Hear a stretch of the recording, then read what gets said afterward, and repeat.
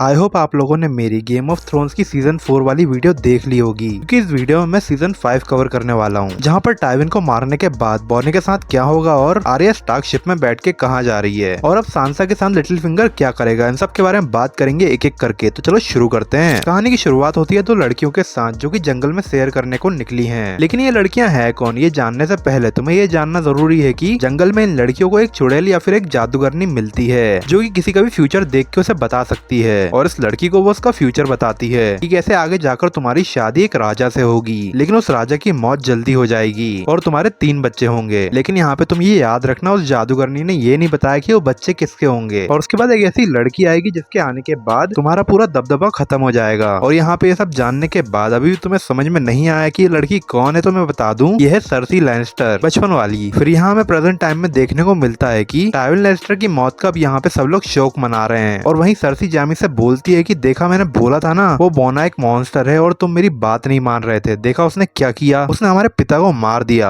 और यहाँ पे बोना जो कि छुपते छुपाते किंग्सलैंड से बाहर आ चुका है और वहाँ से उसके निकलने की मदद करी है लॉर्ड वायरस ने, जो कि बोने को उसके दोस्त जो कि एक व्यापारी है उसके राज्य में लेके आए हैं। फिर वहीं मरीन में खलीसी के एक सिपाही को एक मार्क्समैन आके मार देता है। लेकिन ये मार्क्समैन है कौन और उसने सिपाही को क्यों मारा, अब खलीसी पता लगाने की कोशिश कर रही है। और वहीं दीवार के पास जॉन स्नो स्टैनिस से मिलता है और स्टैनिस उससे बोलता है कि रोज बोल्टन की सेना ने उत्तर पर और विंटरफेल पे कब्जा कर लिया है, तो मैं उत्तर की तरफ जा रहा हूँ। सबसे पहले मैं रोज बोल्टन पे हमला करूंगा और उत्तर को आजाद करवाने के बाद मैं किंग्सलैंड जाऊंगा, लेकिन उसके लिए मुझे तुम्हारी हेल्प चाहिए। लेकिन जॉन स्नो के पास तो खुद ही लोग नहीं है, तो वो स्टैनिस की हेल्प कैसे कर सकता है। तो स्टैनिस उससे बोलता है कि मुझे तुम्हारे लोग नहीं चाहिए, बल्कि मुझे वो जंगली चाहिए, यानी मैंस राइडर की सेना, जिसको स्टैनिस ने बंदी बना के रखा है। और वो जॉन स्नो से बोलता है कि जाओ उससे बात करो और मैंस राइडर से बोलो कि अगर तुम अपने आप को बचाना चाहते हो तो तुम्हें स्टैनिस के सामने घुटने टेकने होंगे और अपने लोगों को स्टैनिस की सेना में मिलाना होगा। और इन सब के बदले में स्टैनिस तुम्हें दीवार की इस तरफ तुम्हारे सारे लोगों को जमीन देगा और उन लोगों को यहाँ पे रहने की इजाजत देगा। लेकिन अगर मैंस राइडर मना करता है तो उसको वहीं पे मार दिया जाएगा। और ये सब सुनने के बाद भी मैंस राइडर मना कर देता है और वो बोलता है कि मैं किसी के भी सामने घुटने नहीं टेकूंगा। फिर हमें दूसरी तरफ लिटिल फिंगर देखने को मिलता है जो कि सांसा को लेकर कहीं पे जा रहा है, लेकिन कहाँ वो तो मैं आगे बताऊंगा। बस यहाँ पे तुम इतना जान लो कि इसके बाद से सांसा की लाइफ बदतर होने वाली है। और यहाँ पे लॉर्ड वायरस बोने से बोलता है कि जब तक लैनिस्टर्स किंग्सलैंड पे राज करेंगे तब तक किंग्सलैंड का कुछ भला नहीं हो सकता और वो लोग धीरे धीरे राज्य को बर्बाद कर देंगे। तो इसीलिए किंग्सलैंड को अब एक नए राजा की जरूरत है, एक ऐसा राजा जो कि दिल का साफ हो, ईमानदार हो और काफी ताकतवर हो, जो कि हर एक इंसान का इंसाफ करे। और यहाँ पे लॉर्ड वायरस डेनेरिस टारगेरियन की बात कर रहा है, यानी खलीसी की। वो पूरे दिल से खलीसी को सपोर्ट करता है और वो चाहता है कि खलीसी ही आगे जाके राज करे किंग्सलैंड पर। और वो ये भी चाहता है कि बोना उसकी हेल्प करे राजा बनने में। और यहाँ तक तो बोने की लाइफ में कोई एम तो बचा ही नहीं था, तो इसलिए वो निकल जाता है वायरस के साथ मरीन की तरफ, जहाँ पर जाकर वो खलीसी की हेल्प करेगा। और यहाँ पे दीवार में मैंस राइडर ने स्टैनिस को मना कर दिया और इसलिए स्टैनिस उसको मौत की सजा दे देता है। और यहाँ आर्या जो कि वलार मुगलिस के पास जा रही है और वो कैप्टन उसको व्हाइट ब्लैक डोर के पास छोड़ देता है, जहाँ पर उसको वलार मुगलिस मिलेगा। बट अपन यहाँ पे आर्या की बात कर ही रहे हैं तो सांसा की भी बात कर लेते हैं, जो कि लिटिल फिंगर के साथ निकली थी। और वहाँ पर उनको वो बॉडीगार्ड मिलती है और वो बॉडीगार्ड सांसा के पास जाकर वही बोलती है जो कि उसने आर्या के सामने बोला था कि तुम्हारी माँ से मैंने वादा किया था कि मैं तुम्हारे बच्चों की रक्षा करूंगी और इसीलिए तुम्हें मेरे साथ चलना होगा। लेकिन सांसा भी बॉडीगार्ड के साथ जाने से मना कर देती है। बट यहाँ पे इस बार बॉडीगार्ड सांसा के साथ जबरदस्ती नहीं करती, बल्कि लिटिल फिंगर उसको जहाँ पे ले जा रहा होता है वहीं पे वो धीरे धीरे उसका पीछा करती है कि आखिर लिटिल फिंगर सांसा को लेके कहाँ जा रहा है। फिर उसके बाद हमें किंग्सलैंड में सर्सी लैनिस्टर देखने को मिलती है, जिसको एक लेटर मिलता है जो कि डूम से आया था। हाँ, वही प्रिंस ओब्रियन का राज्य जो कि जोफ्रे की शादी के लिए किंग्सलैंड आया था, लेकिन अपने ओवर कॉन्फिडेंस की वजह से मारा गया। और ये लेटर उसी के राज्य से आया था। और वहीं हमें पता चलता है कि सर्सी की एक बेटी थी जिसका रिश्ता डूम के राजा के बेटे के साथ हुआ था और जो प्रिंस ओब्रियन था वो राजा का छोटा भाई था। और अब यहाँ पे सर्सी और जैमी को ये डर है कि कहीं डूम के लोग ओब्रियन की मौत का बदला उनकी बेटी से ना लें, क्योंकि उस लेटर में धमकी लिखी हुई थी। और ये सब सुनने के बाद जैमी एक फैसला लेता है कि वो खुद डूम जाएगा और वहाँ जाने के बाद अपनी बेटी अपनी भतीजी को वापस लेके आएगा, वो भी चुपचाप। लेकिन जैमी अकेले तो जाने से रहा, क्योंकि वो एक हाथ से कितना ही लड़ लेगा उन लोगों से अगर वहाँ पे कुछ बड़ा पंगा हो गया तो इसलिए वो अपने साथ बोने के अजीज दोस्त को लेके जाता है। फिर ये दोनों निकल जाते हैं डूम के लिए। बट वहाँ इन लोगों के साथ क्या होगा वो तो हमें आगे पता चलेगा, क्योंकि डूम में प्रिंस ओब्रियन की बीवी जो कि सारे लैनिस्टर्स को मारना चाहती है ताकि वो ओब्रियन की मौत का बदला ले सके। लेकिन डूम के जो राजा है वो ये नहीं चाहते, वो ये मानते हैं कि ओब्रियन की मौत एक फाइट के बीच हुई थी और उस फाइट से लैनिस्टर्स का कोई भी लेना देना नहीं है, तो उनके ऊपर ओब्रियन ओब्रियन की मौत का इल्जाम लगाना बेवकूफी है, लेकिन ओब्रियन की वाइफ तो लैनिस्टर्स को जिम्मेदार मानती है, तो इसलिए उसकी मौत का बदला लेने के लिए वो अपनी तीनों बेटियों के साथ मिलकर एक प्लान बनाती है, जिसमें सर्सी की बेटी जो कि डूम में है उसको वो लोग किडनैप कर लेंगे और उसके बाद उसको मार देंगे। फिर हमें यहाँ पे ये भी पता चलता है कि वो जो धमकी भरा लेटर था जो सर्सी को मिला था वो इसी ने लिखा है। फिर आगे हमें स्टैनिस देखने को मिलता है जो कि जॉन स्नो को एक प्रपोजल देता है और उसको बोलता है कि तुम मेरे साथ चलो उत्तर में, वहाँ पे हम सबसे पहले रोज बोल्टन को हराएंगे और उसके बाद मैं तुम्हें विंटरफेल का राजा बना दूंगा और उसके बाद जो तुम्हें लोग नजायज नजायज बोलते थे उस चीज को भी मैं खत्म कर दूंगा और तुम्हें जॉन स्टार्क बना दूंगा। लेकिन वहीं दीवार में भी एक वोटिंग होने वाली है दीवारों के पहरेदार का कमांडर बनने के लिए, जिस वोटिंग से डिसाइड होगा कि यहाँ का नया कमांडर कौन है और इस बार उस वोटिंग में जॉन स्नो का नाम भी शामिल है। और वहाँ पे जैसे ही वोटिंग होती है जॉन स्नो जीत जाता है क्योंकि वहाँ पे जितने भी लोग थे वो उसको बहुत ही पसंद करते थे और वहाँ पे जॉन स्नो बन जाता है दीवार के पहरेदारों का लॉर्ड कमांडर। और कमांडर बनने के बाद जॉन स्नो स्टैनिस को बोलता है कि मैं तुम्हारे साथ नहीं आ सकता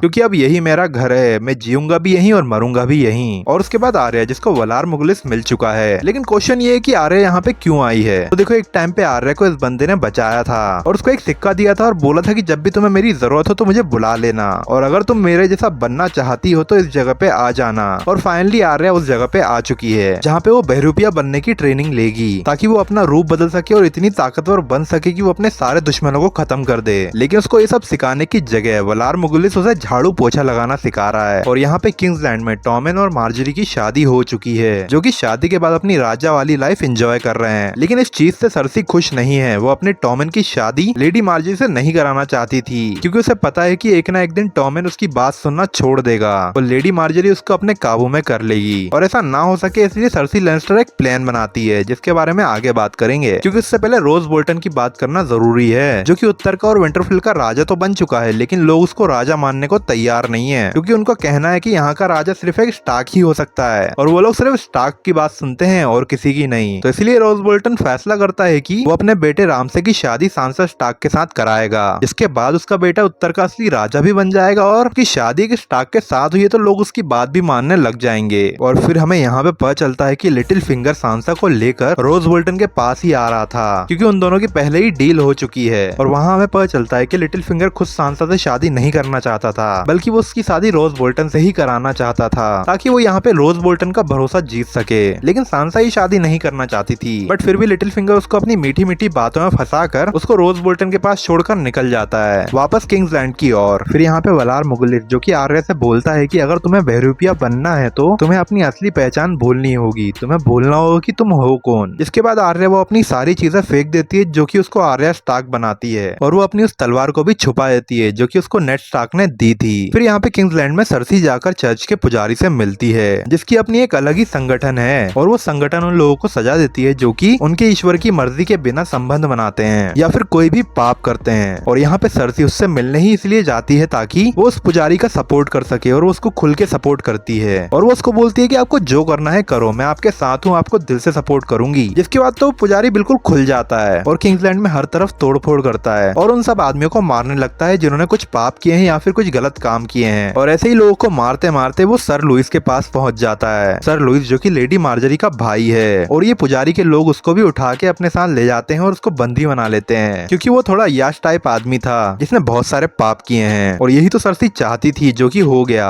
फिर आगे हमें बौना देखने को मिलता है जो कि लॉर्ड वेरिस के साथ मरीन जा रहा है, लेकिन रास्ते में ही उनको जोराह मिलता है और जोराह बौने को उठाकर अपने साथ ले जाता है। लेकिन जोराह बौने का करेगा क्या वो तो हमें आगे पता चलेगा। फिर यहाँ पे लेडी मार्जरी को जैसे ही पता चलता है कि उसके भाई को पुजारी ने बंदी बना दिया है तो वो ये बात जाकर टॉमेन से बोलती है और उसको बोलती है कि तुम्हारे राज्य में ये सब क्या चल रहा है तुम्हारी इजाजत के बिना। इसके बाद टॉमेन किसी तरीके से सर लुइस को आजाद कराने की कोशिश करता है लेकिन वो कर ही क्या सकता था क्योंकि वो है तो एक बच्चा और ये सब चीजें उसकी माँ के कहने पे ही हो रही हैं। इसके बाद वो अपनी माँ के पास भी जाता है लेकिन उसकी माँ सीधे मना कर देती है और बोलती है कि मैं ऐसा क्यों करूंगी, इस चीज में मेरा कोई हाथ नहीं है। जिसके बाद टॉमेन उस पुजारी से भी मिलने की कोशिश करता है लेकिन वो पुजारी उसको नहीं मिलता। फिर वहीं दूसरी तरफ जब बौने की नींद खुलती है तो वो देखता है कि उसको जोराह ने किडनैप किया है और वो उसको रानी के पास ले जा रहा है, लेकिन सर्सी नहीं बल्कि डेनरिस टारगेरियन यानी खलीसी के पास। और वहाँ पे जाकर वो खलीसी को बौना गिफ्ट करके अपने आप को अच्छा साबित करेगा खलीसी के सामने ताकि वो फिर से उसके साथ रह सके। और इस चीज से बौने को कोई दिक्कत नहीं थी क्योंकि वो खुद ही वहीं जा रहा था। बट फिर ये दोनों नाव में ऐसे ही चलते चलते एक ऐसी जगह पहुंचते हैं जहाँ पे इन लोगों के ऊपर स्टोन हमला कर देते हैं। लेकिन अब ये सोचने वाली बात है कि ये स्टोन है कौन। देखो स्टोन वो लोग हैं जिनको एक तरीके की बीमारी है और उस बीमारी की वजह से उनका पूरा शरीर एक पत्थर की तरह दिखने लगता है, जिससे इनका बिहेवियर भी बहुत चेंज हो जाता है और ये लोग जिसको भी छू लेते हैं वो भी इनकी जैसा बन जाता है। और अब कहानी पे वापस आए थे ये लोग जोरहा और बोने के ऊपर हमला कर देते हैं, जिससे किसी तरीके से ये दोनों बच तो जाते हैं, लेकिन उनमें से एक स्टोनमैन जोरहा को टच कर लेता है, जिसके बाद अब धीरे धीरे जोरहा भी स्टोनमैन बनने वाला है। लेकिन इसके बारे में वो किसी को भी नहीं बताता।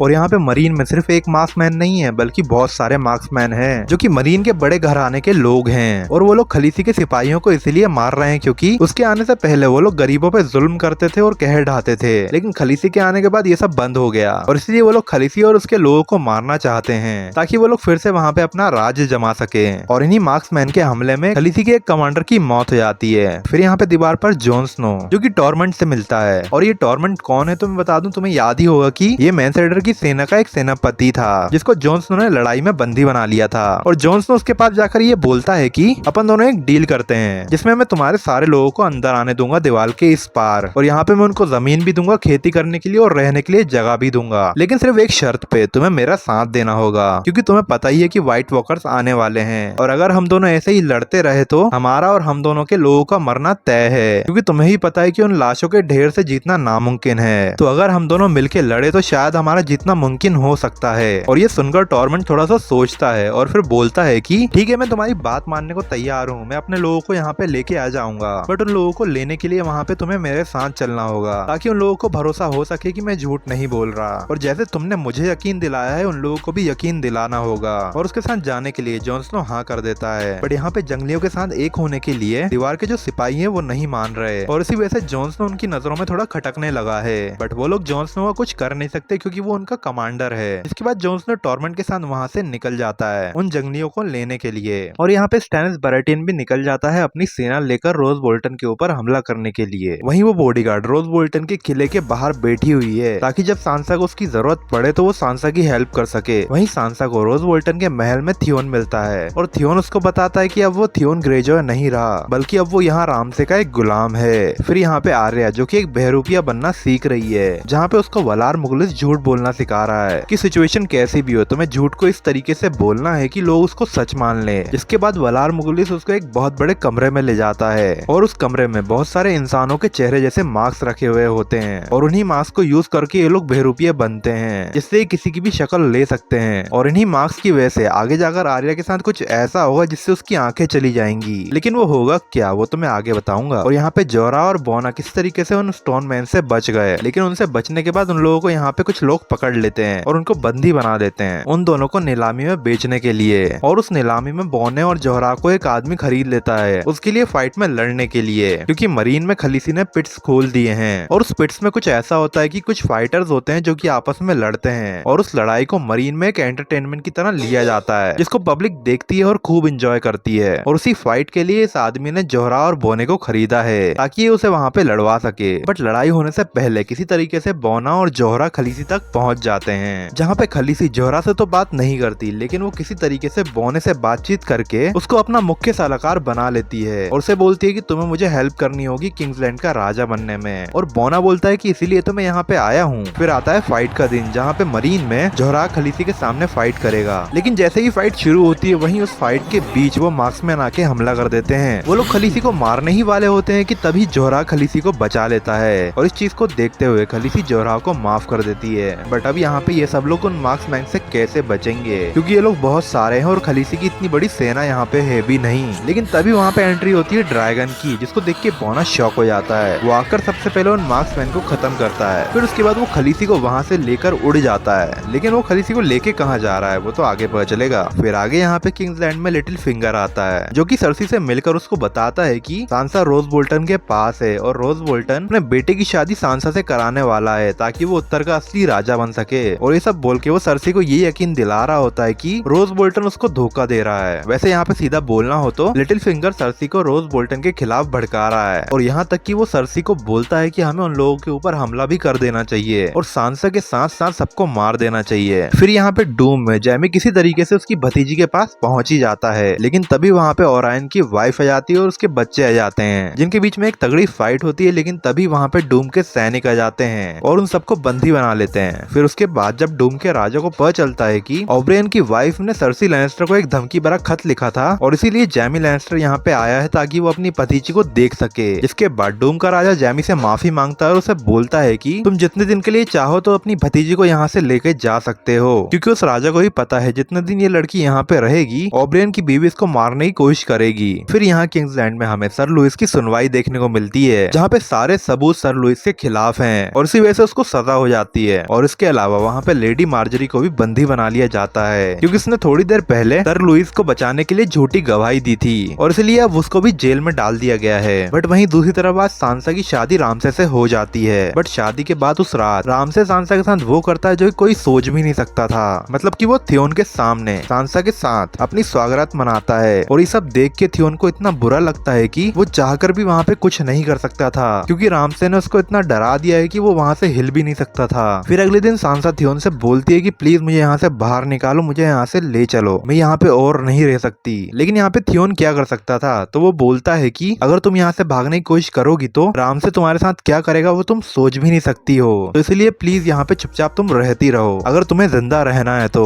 इसके बाद थियोन सांसा को ये भी बताता है कि मैंने तुम्हारे भाइयों को नहीं मारा, मेरे पकड़ने से पहले ही तुम्हारे दोनों भाई भाग चुके थे, मैं तुम्हारी जितनी हो सके उतनी मदद करूंगा, लेकिन तुम प्लीज यहाँ से भागने की कोशिश मत करना। और यहाँ पे बॉडीगार्ड वेट कर रही है कि किसी तरीके से उसको एक इशारा मिले सांसा का, ताकि वो जाके सांसा को बचा सके वहाँ से, लेकिन उसको वहाँ पे कोई इशारा नहीं मिलता, तो वो वहीं खड़े खड़े वेट कर रही है। वहीं दूसरी तरफ किंग्सलैंड में सर्सी का प्लान कामयाब हो चुका है, जहाँ पे लेडी मार्जरी और सर लुइस दोनों अब जेल में हैं, जिनसे उनका बचना ऑलमोस्ट नामुमकिन है। तो इसलिए सर्सी लेडी मार्जरी के पास जाती है ताकि उसके थोड़े मजे ले सके और उसको झूठी हमदर्दी दिखाती है। बट तभी आता है वहाँ पे कहानी में ट्विस्ट। पुजारी सर्सी के पास आता है और उसको बोलता है कि तुमने भी बहुत सारे पाप किए हैं, जिसके बारे में मुझे अभी पता चला, जैसे कि जैमी के साथ तुम्हारा चक्कर और उसके अलावा भी तुम्हारे बहुत सारे पाप हैं। और ये सब बताने के बाद पुजारी सर्सी लैनिस्टर को बंदी बना लेता है और उसको जेल में कैद कर दिया जाता है, जहाँ पे सर्सी पुजारी से बोलती है कि ये सब ऑर्डर्स मैंने तुम्हें दिए थे और तुम मुझे ही कैद कर रहे हो। लेकिन ये सब बोलने का कुछ फायदा नहीं होता और यहाँ पे इसे कहते हैं कि खुद के पैर पे कुल्हाड़ी मारना। फिर यहाँ पे जॉन स्नो जो कि टॉरमोंट के साथ जंगलियों के एरिया में पहुंच चुका है और वहाँ पे पहुंचकर ये दोनों सबको समझाते हैं कि व्हाइट वॉकर्स की एक बहुत बड़ी सेना आने वाली है, तो प्लीज हम सबको मिलकर रहना होगा। और किसी तरीके से ये सब लोग उनकी बात मान भी लेते हैं और वहाँ से निकलने के लिए तैयार ही होते हैं कि तभी वहाँ पे आकर व्हाइट वॉकर्स हमला कर देते हैं और वो भी हजारों की सेना में, जिनसे बचने के लिए जॉन स्नो जल्दी जल्दी उन लोगों को नाव में बिठाने लगता है और व्हाइट वॉकर्स की सेना भी आगे बढ़ रही है और उन लोगों को मार रही है। जहाँ पे जॉन स्नो व्हाइट वॉकर से लड़ने के लिए एक खंजर भी लेके आया था, लेकिन वहाँ पे वो खंजर गुम गया। तो जैसे ही वो व्हाइट वॉकर उस पे हमला करने आता है तो वो अपनी तलवार निकालता है और उस तलवार से वो जैसे ही उस व्हाइट वॉकर पे हमला करता है वो व्हाइट वॉकर खत्म हो जाता है। और वो भी सिर्फ इसीलिए क्योंकि उसकी तलवार वेलेरियन स्टील से बनी हुई थी, जो कि उसको नेड स्टार्क ने गिफ्ट दी थी। और वहाँ पे जॉन स्नो किसी तरीके से थोड़े बहुत लोगों को बचा लेता है, लेकिन बहुत सारे ऐसे लोग थे जिनको वो बचा नहीं पाता, जिनको व्हाइट वॉकर्स मार देते हैं। और जैसे ही जॉन स्नो वहाँ नाव में बैठ के वहाँ से निकलता है तब एंट्री होती है व्हाइट वॉकर्स के लीडर की, वो भी काफी बैडएस स्टाइल में, जहाँ पे वो जॉन स्नो को देखता है और जॉन स्नो उसको देखता है। और वहाँ पे हमें पता चलता है कि ये है the most powerful villain of game of thrones. और जॉन स्नो को देखते देखते वो जैसे ही अपने दोनों हाथ हवा में उठाता है तो वो जितने भी लोग वहाँ पे मरे हुए पड़े थे वो सब उठ जाते हैं और उसकी सेना में शामिल हो जाते हैं, जिसको देखकर जॉन स्नो भी शॉक हो जाता है। फिर हमें यहाँ पे स्टैनिस देखने को मिलता है, जो कि अपनी सेना के साथ बर्फ गिरने की वजह से वहाँ पे रुक गया है और अब उसके पास खाना भी खत्म हो रहा है और ठंड इतनी ज्यादा है कि उसके लोग भी धीरे धीरे मरते जा रहे हैं। मतलब कि अब वो वहाँ से वापस भी नहीं जा सकता और ना ही आगे बढ़ सकता है। तो वहाँ पे जादूगरनी फिर से उसका माइंड वॉश करती है और उसको एक सपना दिखाकर बोलती है कि हम अब जीत के करीब हैं और हमें जीतने के लिए बस एक बलि देनी होगी, जिससे ईश्वर हमसे खुश होगा और हम ये लड़ाई जीत जाएंगे। और यहाँ पर वो स्टैनिस की बेटी की ही बलि देने की बात कर रही थी, जिसको सुनने के बाद पहली बार में तो स्टैनिस मना कर देता है, लेकिन फिर उसको जंग जीतने का कोई और रास्ता नजर नहीं आ रहा था, तो इसलिए उसको ये फैसला लेना पड़ता है अपनी बेटी को कुर्बान करने का, जिसके लिए वो सबसे पहले तो अपने कमांडर को वापस विंटरफेल भेजता है, वो भी किसी बहाने से, क्योंकि अगर वो यहाँ पे रहेगा तो वो स्टैनिस को ऐसा कभी नहीं करने देगा। और जैसे ही वो कमांडर वहाँ से चला जाता है तो स्टैनिस अपनी ही बेटियों को लकड़ियों में बंधवा देता है और वो जादूगरनी उस लकड़ियों में आग लगा देती है। और आग लगने के बाद स्टैनिस की बेटी चिल्लाती रहती है, लेकिन उसकी बात कोई नहीं सुनता। और वहीं बेटी के मरने के बाद उसकी माँ भी ये सदमा बर्दाश्त नहीं कर पाती और अगले दिन वो भी अपने आप को खत्म कर लेती है। और इन सब चीजों के बावजूद स्टैनिस को एक और झटका लगता है कि स्टैनिस के जितने भी सैनिक थे उसमें से आधे से ज्यादा लोग उसको छोड़ के वहाँ से भाग चुके हैं। और वहीं पे स्टैनिस को एक और चीज पता चलती है कि वो जादूगरनी जिसके कहने पे उसने इतना कुछ किया, वो जादूगरनी भी उसको छोड़ के भाग गई। और अगर यहाँ पे सीधा बोला जाए तो अब स्टैनिस बिल्कुल अकेला है। अब उसके पास ना सेना है, ना बीवी और बच्चे, और इसलिए वो एकदम पागल हो गया है, जिस वजह से वो अपने बचे हुए लोगों को बोलता है कि हम आगे बढ़ते रहेंगे और रोज बोल्टन का सामना करेंगे। वहीं आर्या जो कि बाजार में घूम रही होती है, उसको वहाँ किंग्सलैंड का कमांडर मिलता है, जिसने एक टाइम पे उसके दोस्त को मारा था। तो उस कमांडर को मारने के लिए आर्या बिना किसी को बताए रूम में जाके एक मास्क चुरा लेती है और उस मास्क को पहनकर बहरूपिया बन के उस कमांडर के करीब जाती है और उसको मार देती है। और उसको मारने के बाद जब वो वापस आती है तब वलार मुगलिस उसको देख लेता है और उसको बताता है कि अगर किसी ने भी अपने आप पे काबू करे हुए इस मास्क को गलती से भी पहन लिया तो उसकी आंखों के लिए बिल्कुल अच्छा नहीं होगा। और जैसे ही आर्या को ये चीज पता चलती है तब तक बहुत देर हो चुकी थी और धीरे धीरे आर्या को दिखना बंद हो जाता है और उसकी आंखें चली जाती हैं। फिर यहाँ पे जॉन स्नो जो कि उन जंगलियों को लेके वापस आ चुका है, लेकिन दीवार के जो पहरेदार हैं वो उन जंगलियों को देख के बिल्कुल भी खुश नहीं है। वो लोग उन लोगों से नफरत करते हैं और जॉन स्नो जो कि उन लोगों को वापस लेके आया है, उन लोगों के अंदर अब जॉन स्नो के लिए भी नफरत भर गई है। वहीं सैम भी गिली और उसके बच्चे को लेकर वहाँ से चला जाता है, जहाँ पे जाकर वो पढ़ाई करेगा और पता लगाएगा कि आखिर इन व्हाइट वॉकर्स को किस तरीके से मारा जा सकता है। और अब बात करते हैं खलीसी की, जिसको ये ड्रैगन उड़ा के पता नहीं कहाँ पे लेके आ गया है। और तभी वहाँ पे खलीसी के पास बहुत सारे लोग आ जाते हैं जो कि उसको बंदी बना लेते हैं, लेकिन ये लोग है कौन और कहाँ से आए हैं वो तो हमें इसके आगे वाले सीजन में पता चलेगा। और वहीं जैमी जो कि अपनी बेटी कम भतीजी को लेकर वापस किंग्सलैंड के लिए निकल चुका है और वहाँ शिप के अंदर जैमी अपनी भतीजे से बात कर रहा होता है। तभी बात करते करते उसकी भतीजी के नाक से खून आने लगता है और वो वहीं पे बेहोश हो जाती है। और वहाँ पे हमें पता चलता है कि ऑब्रेन की जो बीवी थी उसने किसी तरीके से जैमी की भतीजी को जहर दे दिया था, और एक ऐसा जहर जिसका एंटीडोट जैमी के पास नहीं है। और उसी के साथ ओब्रायन की बीवी ने अपने पति की मौत का बदला ले लिया और वहाँ जैमी की भतीजी ने उसी के हाथों में दम तोड़ दिया। और यहाँ किंग्सलैंड में सरसी की भी हालत कुछ ठीक नहीं है, क्योंकि यहाँ पे बंदी बने हुए उसको काफी दिन हो चुके हैं और यहाँ पे वो बिना खाना पानी के जी रही है। और इसीलिए उसका सब्र टूट जाता है और वो वहाँ से निकलने के लिए अपने सारे गुनाह कबूल करने के लिए तैयार हो जाती है, ताकि वो पुजारी उसको माफ कर दे और वो वहाँ से जा सके अपने घर। और पुजारी उसकी बात सुन के उसको वहाँ से जाने भी देता है, बट उससे पहले वो कुछ ऐसा करता है जो कि कोई भी सोच नहीं सकता, क्योंकि वो सबसे पहले तो सरसी के पूरे बाल कटवा देता है, जिसके बाद उसको चर्च के बाहर खड़ा कर दिया जाता है और वो भी किंग्सलैंड की पूरी प्रजा के सामने। और वहाँ पर वो पुजारी सरसी की सारी सच्चाई उन लोगों को बता देता है और फिर उसके बाद शुरू होता है वॉक ऑफ शेम, जहाँ पे सरसी को किंग्सलैंड की गलियों में न्यूड वॉक कराई जाती है और उसको इसी तरीके से महल भेजा जाता है। और अपने महल तक पहुँचने के बीच में वो जितने इतने कदम आगे बढ़ा रही है, पूरी पब्लिक में से कोई उसके ऊपर पत्थर फेंक रहा है, कोई उसके ऊपर थूक रहा है और कोई उसको गंदी गंदी गालियां दे रहा है और कुछ लोग तो काफी घिनौनी हरकतें कर रहे हैं जो कि कोई इमेजिन भी नहीं कर सकता। और वहाँ पे सरसी को बचाने वाला कोई नहीं था, ना उसका बेटा और ना ही जैमी। और भले ही सीरीज में सरसी का कैरेक्टर कितना ही बुरा क्यों ना हो, बट यहाँ पे मुझे इसके लिए बहुत बुरा फील हुआ कि किसी के भी साथ ऐसा कुछ नहीं होना चाहिए, बट क्या कर सकते हैं, चलो आगे बढ़ते हैं। जहाँ पर जॉन स्नो जिससे उसी के पहरेदार खुश नहीं थे और अब वो लोग जॉन स्नो से भी नफरत करने लगे थे, तो इसलिए वो सारे के सारे पहरेदार मिल जाते हैं और जॉन स्नो को चक्कू से घोप घोप के उसको मार देते हैं। और वो भी सिर्फ इसलिए क्योंकि जॉन स्नो जंगलियों को अंदर लेके आया था।